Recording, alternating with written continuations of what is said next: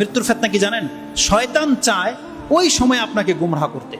এই জন্য রাসূলুল্লাহ সাল্লাল্লাহু আলাইহি সাল্লাম যখন জেনেছেন যে মৃত্যুরও ফিতনা আছে, তাই তিনি এমন কোন সালাত আদায় করেননি যেই সালাতে তিনি মৃত্যুর ফিতনা থেকে আল্লাহর কাছে আশ্রয় না চেয়েছেন। ইমাম মুসলিম সেই হাদিসটাকে কোট করেছেন যে রাসূল সাল্লাল্লাহু আলাইহি ওয়াসাল্লাম বলেছেন, যখনই তোমরা শেষ তাশাহুদে বসো, তাশাহুদ দরুদ শেষ হয়ে যাওয়ার পরে তোমরা চারটা জিনিস থেকে অবশ্যই আল্লাহর কাছে আশ্রয় চাইবে। তার একটা হচ্ছে আল্লাহুম্মা ইন্নী আউযু বিকা মিন ফিতনাতিল মাহিয়া ওয়াল মামাত।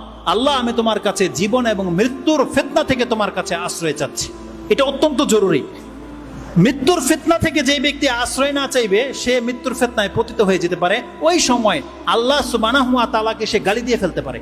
ওই সময় সে মুখ দিয়ে কালেমা নাও বেরোতে পারে, সে মুখ থেকে যা ইচ্ছা তাই বেড়ে যেতে পারে। শয়তান তাকে বিভ্রান্ত করবে।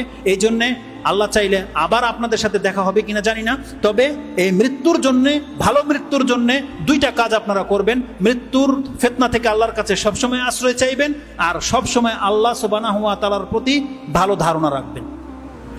আল্লাহ আপনার সাথে যা কিছু করেছে আপনি মেনে নেন যে আল্লাহ, আমি তোমার উপর সন্তুষ্ট।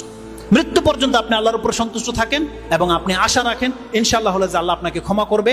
এই আশা নিয়ে বেঁচে থাকবেন, যখন তখন আল্লাহর কাছে ক্ষমা চাইবেন এবং আপনি মরে যাবেন এটা ভেবে পৃথিবীতে চলাফেরা করেন। ইনশাআল্লাহ আজিজ, এটা যতদিন আমাদের স্মরণ থাকবে আমাদের পাপ অতটা হবে না যতটা পাপ হয় আমরা মৃত্যুকে ভুলে গেলে আল্লাহর সামনে দাঁড়াতে হবে। এটা আমরা যখন ভুলে যাই তখনই আমাদের দ্বারা পাপ হয়। যেই বিপর্যয় সারা পৃথিবীতে ছড়িয়ে আছে, আল্লাহ তুমি আমাদেরকে সেই বিপর্যয় থেকে মুক্ত করে দাও। যখনই কোনো ফিতনা আসবে, আল্লাহ সেই ফিতনায় পতিত হওয়ার আগেই যেন আমরা ঈমান নিয়ে মরতে পারি, আল্লাহ তুমি আমাদেরকে সেই তৌফিক দান করো। এবং আল্লাহ তুমি আমাদের গুনাহ খাতাগুলোকে মাফ করে দাও। এবং যারাই আমরা মুসলিম ঘরের সন্তান, আল্লাহ এই ঈমানের উপরে, ইসলামের উপরে যেন আমাদের মৃত্যু হয়, আল্লাহ তুমি আমাদেরকে সেই তৌফিক দান করে দিও।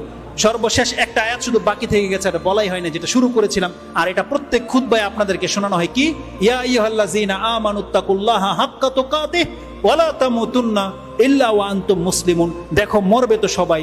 বান্দা, আল্লাহ আমাদেরকে মেসেজ দিয়েছে, বান্দা তুমি মুসলমান হইয়া মইরো, মুসলিম না হইয়া তুমি মইরো না।